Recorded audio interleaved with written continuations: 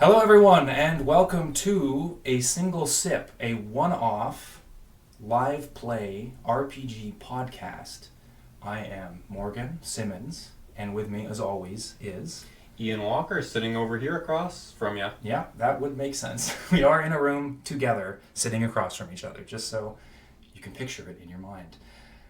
Today we are playing a solo game by the name of 1,000-Year-Old Vampire, or 1,000-Year-Old Vampire, which is by a fellow named Tim Hutchins. You can find it on 1000yearoldvampire.com. That is 1000yearoldvampire.com. So you said this is a solo role-playing game. What are the two of us doing here? We're going to be playing it. We're going to be playing it, you fool. But why do we need two people? Basically, I don't know. We're going to figure it out. The plan is for us to be bouncing ideas off each other. If you get carried away or try and save any of your precious little story ideas, I will grab them in my meaty hands and wring them out until the joy leaves your body in order to give more joy to the people listening. In other words, you're a bit of a GM, whereas Yeah. I'm playing the character, the vampire here. Yeah. You're going to be making a lot of decisions here, and I'm going to be kind of helping give you suggestions, maybe shape those outcomes. Ultimately, I think we're going to be playing together, and I think we're going to be mostly playing as equals. I think that's the best way to look at it. Looking forward to it. So, in this game, as you might have guessed from the name, audience, Ian will be playing as, hopefully, 1,000-year-old vampire. If he's very bad or very unlucky, probably won't live to be 1,000 years old, it must be said. Maybe 10, 15? 15,000 years, yeah. Oh, I was going for 15-year-old vampire. Well, hopefully you start off older than that, but we'll see. In this game, you start as a mortal character of indeterminate age. I don't know what age you picked for your character. I feel like in the 30s. In the 30s? Okay. I don't know, I could be a Somewhere bit in the younger than 30s. that. And you select a time period. You said you wanted to start in the 1700s. I assumed it was the early 1700s. Yeah. Year 1700. So we are in the golden age of piracy in the New World, but we are not in the New World. We are in the city of London, England, which is well on its way to becoming an imperial power around the world. It's got colonies in North America. It's going to have forts, factories, or it actually does already in India in the east, so it's global. We're actually going to be just on the outskirts of London, in Bethnal Green, which actually hasn't become part of London yet. It's still, I don't know the exact year, but later on in the 1700s, it becomes part of London. Suburban. You did your research. That's more than me. 1,000-year-old vampire. You will be playing as a mortal, 30-something-year-old, so you've already beaten 15. Unless you meant 15 years as a vampire. That's what I was thinking, okay. But, okay. You know. And your character has a series of other characters that you've had contact with throughout your life. You have skills that you have learned. You've actually linked those to those characters quite helpfully, so we have a kind of narrative built in there. And finally, you have a number of items which are important to you, kind of central to your identity as a person. And over the course of the decades or centuries that you will be a blood-sucking creature of the night, those mortals may grow old and die if you don't kill them. You will learn new skills, possibly, and your items, which are so important to your memory, which we'll get to in a second, may fade away into dust or be lost to time, or you may clutch them close to you as the one remaining thing that centers you as what is no longer a human being. Now, the key element to this game is memories. And throughout the game, Ian, in his persona as Cuddy, which is the name of his character. Cuddy Wallstruck. Exactly. Will be keeping track of memories. Some of these will be from his mortal life, but by far most of them will be from his immortal life, assuming you don't die right away, which would be kind of anticlimactic, so have our fingers crossed here. Now, as you go through the centuries, building up these new memories, you will change as a character, and you will forget things. And slowly, that core identity of who you were in 1700s, in Bethnal Green, on the outskirts of London, will be forgotten to you, and you will become something else. Maybe a different kind of person, maybe something that can't really be said to be a person anymore, because you've gone so far into dark places. And that's really what this game's about. It's about you changing, or your character changing, as a person and as a thing over vast amounts of time. I'm really excited to explore that. As am I. Now, that brings us to the next point, which is we need to introduce this character, Cuddy Wallstruck, to the audience. So why don't we go through your character, Ian? Hello, I'm Cuddy Wallstruck.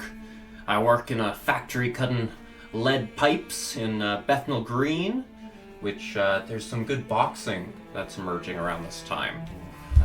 Me mum washes laundry a bit to the north, but I've gone my own way and, making a living for myself. So you're living on your own then? Not entirely on my own. There's a bunch of tenants in the building. Tenement. We're kind of getting into my first two characters. The first one is my mother. Okay. Her name is Winnet Wallstruck. If you ran into her on the street, you might think she was a bit of a loud lady. She's a bit independent, and she's getting older. But the skill that I picked up from her is some tough resilience. Your mom's really toughened you up, eh? That's right. I think I've heard of some moms like that. I don't think I feel a bit what would be the word? Empathetic for Cuddy's childhood, maybe. Jeez. Yeah. And Cuddy, you gotta clean your room. Yes, Mom. Oh dear. Let's move on to the next one and leave that scene behind. I look forward to more scenes with Winnet Wallstruck. Yeah, hopefully it doesn't skip ahead 100 years and all these characters die right away. Oh man. We'll see. We'll see. I'm not sure if it's worth mentioning now, but the resource that that is available kind of from her or because of her is washing bins and bleach. Okay, so I think it's important to note that these items are not necessarily things that you get from a character or that a character provides for you, but it's sort of an item that is important to your character from them. So, I mean, maybe your mom who's a laundress. I don't know if we mentioned that yet, but maybe your character still goes to see her, on laundry day, and she does all the laundry because you're a good-for-nothing layabout who can't do anything on his own. Clearly. Okay. Now that we've introduced Mother Wallstruck, why don't we move on to the next character? Yeah, my landlord, Boris Gaunty. He's of some mixed European descent. He's the landlord to the building. There is a bunch of tenants. He is not especially luxurious. In fact, he's quite cheap. But he is a very good barterer. He's very good at making trades. So I have picked up some skills in that from him. I called this barter across borders. Right. So global, not just... Or do you mean the borders of London and its surrounding suburbs? No, I mean crossing language barriers. Oh, does Cuddy know some languages that aren't English? No. Okay. But I think that's what he picked up a bit of ability to communicate, to barter, to trade, to get information across from people who don't speak English as their first language. He's learned Scotch. Perhaps. From the Northerners. Okay, what is the item that you've associated with him? Yes, well, there is a weathered shed in the backyard. Okay, so this is a location, and it's a good that you brought this up because items can actually be locations. Now, is this the room you're renting? No, you live in a tenement flat. I live in the flat. Okay. But there's this shed in the backyard that I have access to. Maybe I have a key. Maybe it's left unlocked. I don't know. Okay, well, that's certainly something we can explore as the prompts take us. Having a key could be interesting because you can always lose the key and that can cause trouble. Having it be unlocked is probably more interesting because anything you get up to in that shed, if there's no key, you never know when someone's going to wander in and see something that they weren't meant to see, and that can cause you a lot of trouble when you're a bloodthirsty, undying monster who has contempt for humanity. Yes, well, I don't think Boris has given me, free reign of this shed. It's just something that's there, and, maybe the other tenants will wander in. Who knows? I like the idea of there's a loose floorboard and there's kind of this pit in one side and you can kind of crawl in, scrape the back of your shirt as you get in, but you can get in there, Yeah. Okay. I found a way in. You found a way. Life finds a way. Okay, one last character before we can start with the first prompt. Frances Copper is my boss. She is a smart, a bit wired personality. Her name... Not a copper then. No, not a copper, not a policeman. You're not working with the police? No, not copper, the metal. No. In fact, she works on lead pipes with me. Lead? Yeah. You're working with lead in the 1700s. That's right. Oh, this is fun. That's when lead pipes were around. It was wooden pipes throughout the city, and then lead pipes to the houses. Okay, so you're a plumber. It's a good thing you've got tough written down here on your character sheet with all this lead you're working with. Exactly. Okay. And skill-wise, I've picked up some machinery. Mm-hmm. You know, working on the machines there. Yeah. And tool-wise, I've got a box of tools. Mm-hmm. Plumbing tools that you will make good use of, I assume. I hope so. One would hope. What kind of tools do people use for plumbing in the 1700s? Do you have any idea? That is not something I explored so much. I imagine some hammers, some nails. Yeah, I mean, you'd have to fit them to buildings.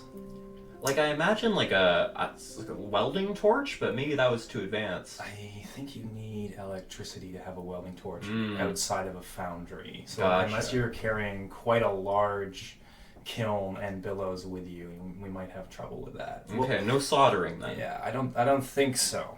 And you know what? This is actually Dearth, not Earth, and things are a little bit different on that planet. So if we get anything wrong, no, we didn't. Perfect. So those are your characters. That's everything that your character is made up of right now. Those are the most important things. Your mother, the laundress, made you tough. She's got some bleach. That might come in handy. You've got Boris, your landlord. He's a miser. He's got a shed. You can break in sometimes. Maybe he lets you in. We'll figure it out. And he's also taught you how to barter across borders despite only knowing English. Very typical. And Francis, your boss. You know how to make lead pipes. You got some tools. Great. One last element of your character we need to go over before we can get to the prompts is your mortal memories, which will quickly be replaced by immortal memories as you continue your unlife. Yeah, these memories combine two of the elements that we've already gone over, so a character, a skill, a resource. So getting into my first memory. Sometimes I have trouble falling asleep because Boris has friends over, they get a little drunk, get a little rowdy. Ooh. Yeah, one evening in particular, they must have really been getting into it because Boris started knocking on my door incessantly, berating me. Oi! Oi, boy! Boris! Wake up! Boris! I want my money! It's Give me the money, I want more beer! It's tomorrow, Boris. I want it now! I get paid tomorrow. It's 12:01, you brat! I seen what you doing. I seen what you sneaking into my shack. It wasn't me, I Boris. seen what you done in there, you filthy boy. Give me my money. Yeah, so that went on for a little while, but I stayed tough and I didn't back down. Growing up, there were some similar situations, and I've gotten a little tough from that. Right. Tough from that too. Yeah. Double tough. The second memory I want to get into is Frances doesn't compliment my work often, but I think she sees something promising in me with how I work my tools. Oh, Francis likes how you work your tools, eh? She really likes watching you with your tools. I envisioned Frances as at least 50 years old, an older woman. I don't judge. But I didn't envision that kind of relationship with her. But well, we will see. We will see. All right, what's your third memory? I took my mom to the market and bartered with an Indian woman for some textiles. Bartered using that same kind of skills that I developed from Boris. From East India. Yeah. Not the West Indies, which are also being colonized by England at this time. I guess so. Okay. They're very different. Okay, so you got some textiles from that. That's good. Is there any other memories? Well, we have this last element here about Yes, this is the fun stuff. My immortal connection. Right. So those are all memories from your mortal life. And now we're going to access a memory from what is this character's present, more or less. The memory of how they became a vampire. or vampire-like creature. And I described this character as haunting yellow eyes hiding in the dark. Ooh. You know, you can give it a name or whatever, but I thought keep it a little mysterious. Let's see where it goes. Walking late at night, trying to avoid Boris and his money collection schemes. You know, you go down one alley in Bethnal Green that maybe you shouldn't have, and out of the dark.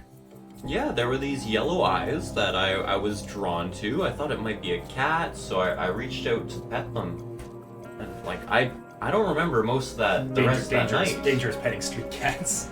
I don't know. I just thought they looked friendly. Okay, yeah, give him a kiss and a little scratch. And all I remember is waking up at home in my bed the next day with an infected, scratched hand. And it hasn't really gotten any better since. Weird. Now, that scratched hand is probably the only evidence that something actually happened, isn't it? Because who knows? Maybe it was all a dream. Maybe this is all a dream. Perhaps, I don't know. Lazy writing technique. I think this is not a dream. Okay, so there we have it. We have Cuddy Wallstruck stuck at home with an infected hand, and not only is that a problem for you right now, but I believe that is what you chose as your mark. Is a mechanic in this game. It means that is never going to go away. That is the tell that your character is not what they seem. So I've got this glove. Well, actually, I have a few gloves that I wear over it. Yeah. But sometimes the pus just really builds up and starts soaking through. Okay, we don't need to dwell on that. I'm just describing it as it is. Yeah, okay. Now, you said one glove, and that is something I'd like to needle in on.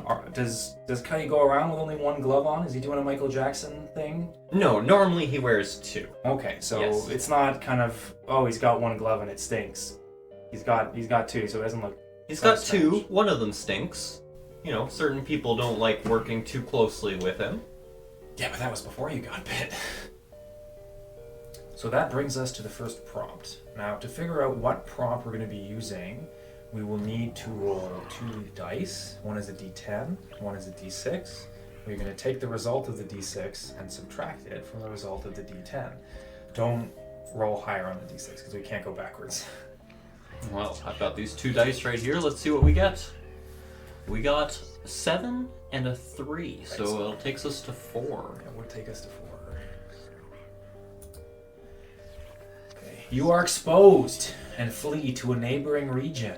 Lose any stationary resources. Well, there goes the shack. Check a skill. A mortal flees with you. What new name do you adopt among these strangers? Wow, so a few things going on. Yeah, you've been caught right away for something of another world. Now, you've been bitten in the hand. You've been feeling kind of sick. Mm-hmm. Do you make it to work the next day?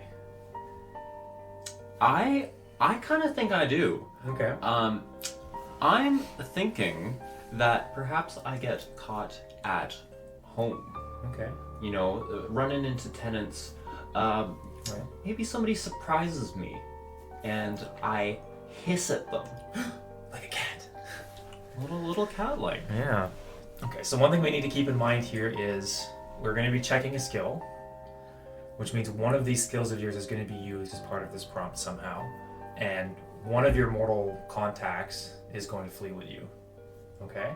Mm-hmm. So those should also be things that are relevant to the little memory that we're creating here.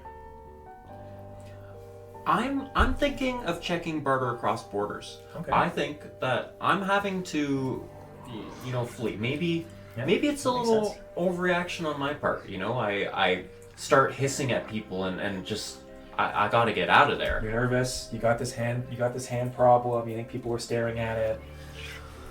So I think I'm gonna go and I'm gonna grab my mom. Okay. And I'm gonna relocate us. I don't think she's happy about this. I don't imagine so. Getting away from all her friends.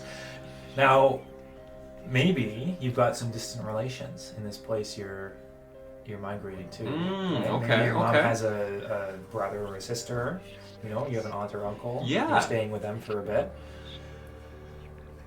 Okay, so you're going to check your barter across borders skill. So check that off. So I give it a little check mark. Yep. Put a little star next to your mother just so that we remember that she's with you. Perfect. And you are going to write down a new memory. Now, or a new, not a memory, because your memories are different things. Anyway, we'll treat it like that. Mm-hmm. Basically, you have 4 memories at a time, which are made up of up to 3 smaller fragments of memories. Mm-hmm. We're also just going to call those memories for the sake of it. So the bigger ones will be memory groups, we'll say. And those memory groups will have a keyword, which is something that is a thread going through all of the memories that make it up. Okay? So you have 4 of these groups. You already have 4 memories, one of which defines each group. So, does this new memory of yours that you're about to write, do you think it can fit into any of those groups?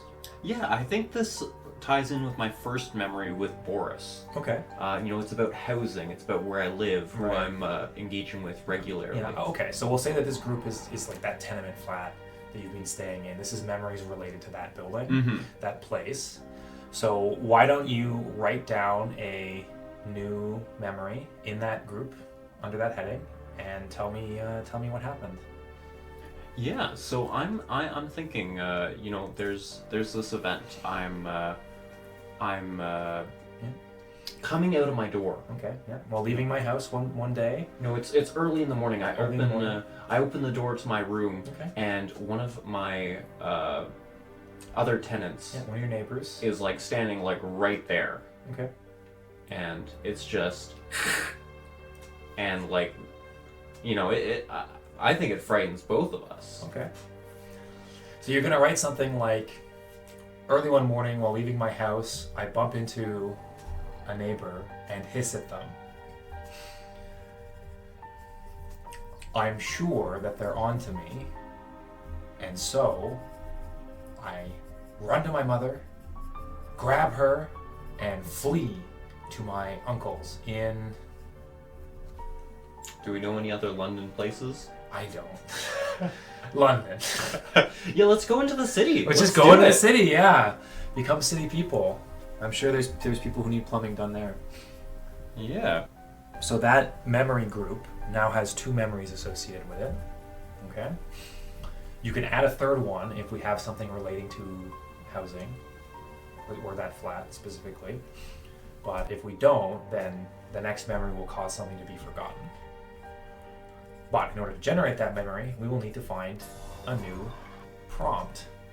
And that means rolling these dice again. Okay, let's see where this leads us.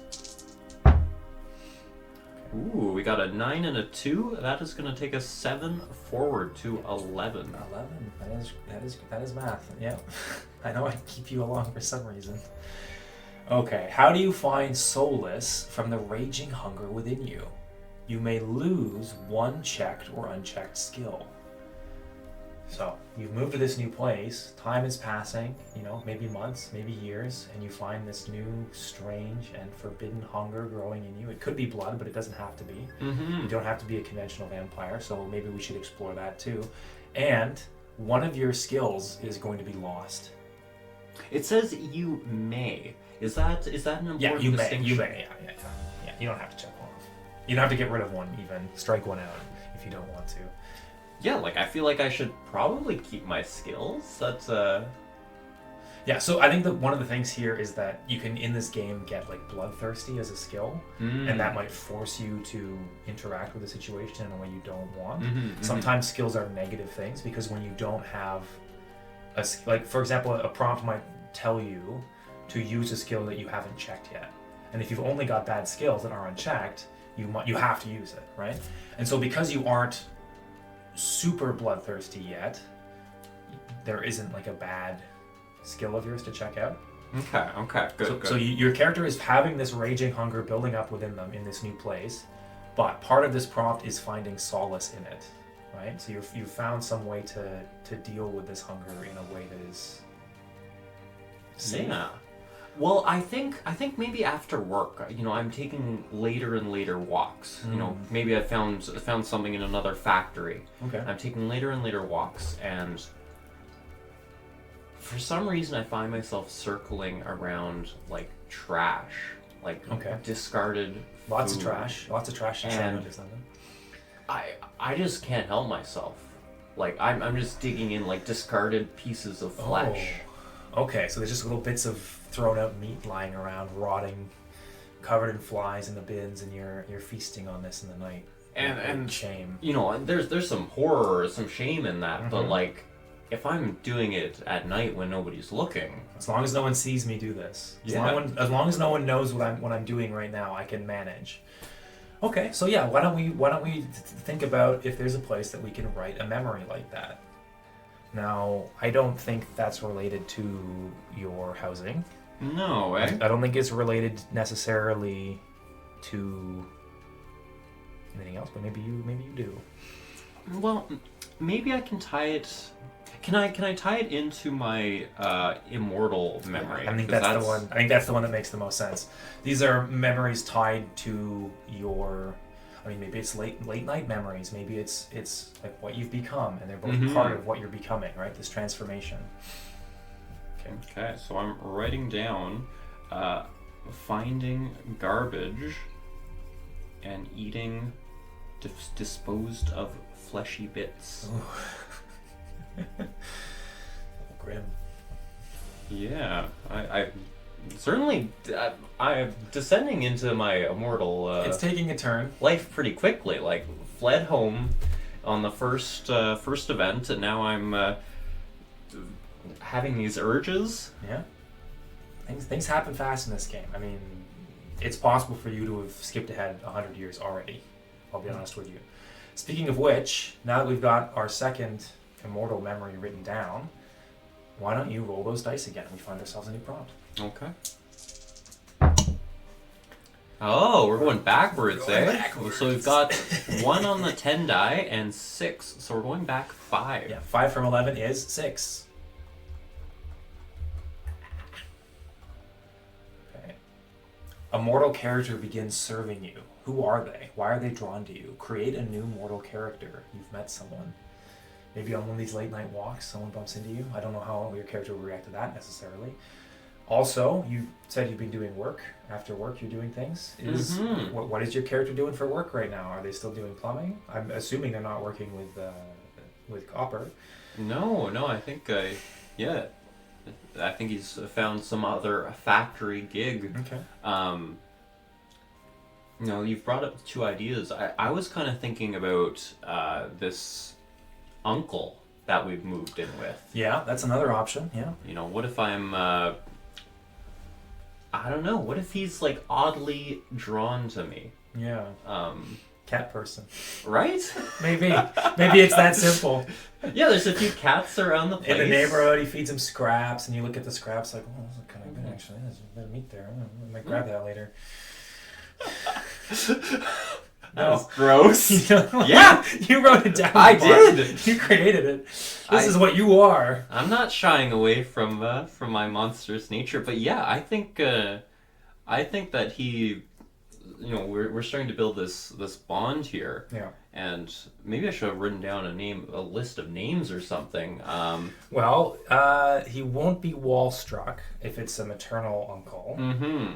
So we should think of a new name. Brian Winthrop. That's a name. Brian Winthrop. And your mother's original name was a Winthrop. Interesting. Yeah. Okay. So we have there, and I need to write a memory. So yeah. Yeah, I think. I mean, this makes a lot of sense in your location place. He lives in. Well, it could also be a familial one. You have a memory with your mother, right? Yeah, that's what I was kind of. Oh no, you're right. My third memory. Yeah. Of taking my mom to the market. Yeah. So maybe you have a memory with your mother. You have a memory with your uncle. This is kind of familial connections that you have, and that's how we're grouping that one. I like it. Yeah. So I'm writing that uncle is oddly charmed by me, and that he enjoys, you know, feeding the cats. He seems to have taken a liking to me, and I think it's evolving into things like him bringing me breakfast in the You morning. preempted me. I was about to say, it says serving. How is he serving you? Yeah. Literally serving you breakfast with a smile. I think so. I think like he leaves it at my door Yeah. in the morning because I'm not an early I like riser. that, like, kind of like unlooked for help. Like, he almost can't help himself, and you're not quite sure why it's happening. But over time, your relationship is changing from like, okay, you can stay in my house, whatever, while you get on your feet, to him like looking to you for guidance almost, or looking to you for direction. He spends more time thinking about you. Spends more time bringing you things or working for you in ways that are out of character. As your domination slowly takes hold, why don't we see what happens next? Okay. A 1 and a 1. That's a nowhere. So we're gonna go down to the next one in 6, which is quite nasty. A trusted mortal character betrays you in a surprising way. Lose a resource. Why did they do this? Why do you forgive them? Why do I forgive them? Has your mother run off with the washing bin? Found a new man and abandoned you. Right, I To should your have. creepy uncle. I should have checked off that. Crossed out my my access to my backyard. You will have to shed. cross out the shed. It's Okay, goodbye shed. 6 hours walk away. It's impossible. Yeah. Yeah. So I lose a resource. So.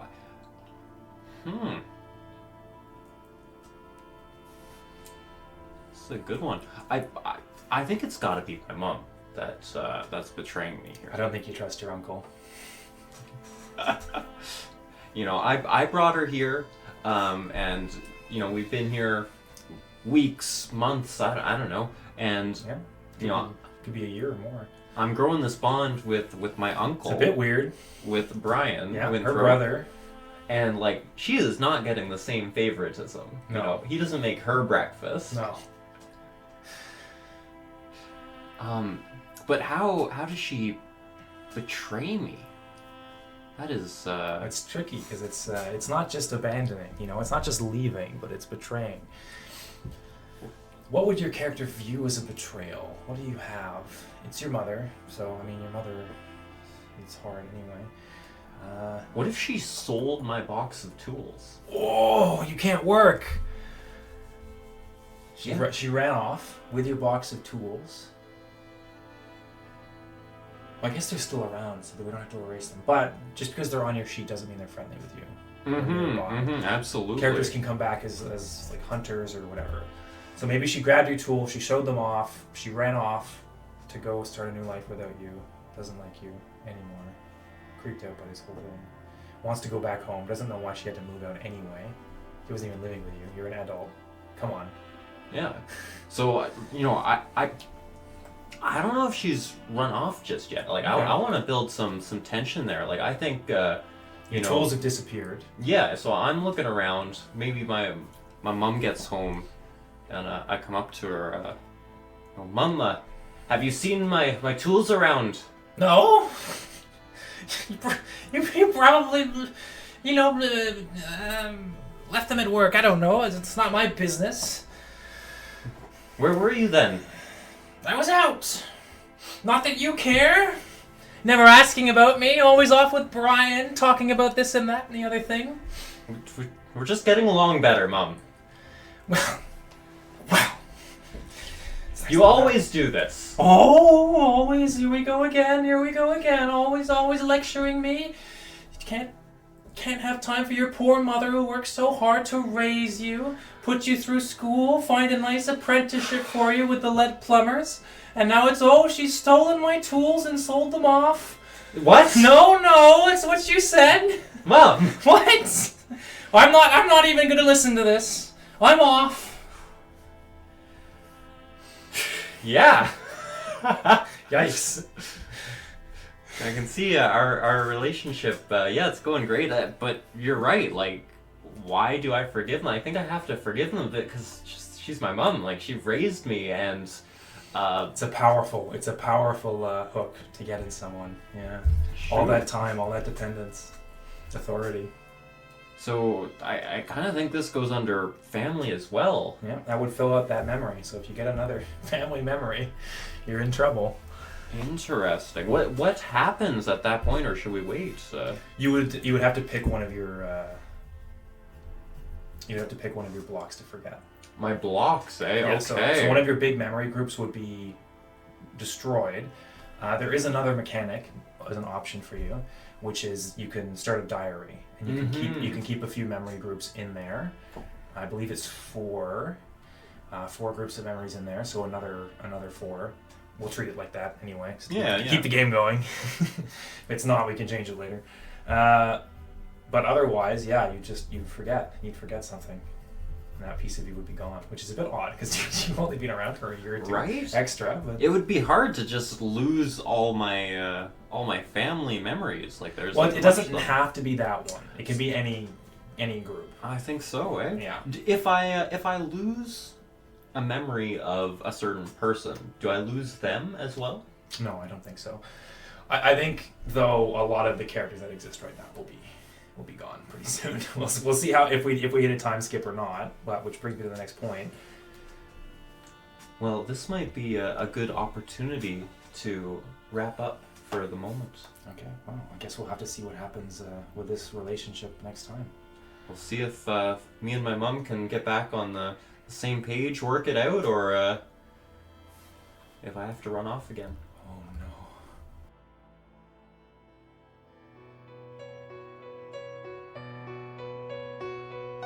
Thank you for listening to A Single Sip, an actual play podcast of a 1,000-year-old vampire. For more world-building content, check out gnomishnotions.blogspot.com.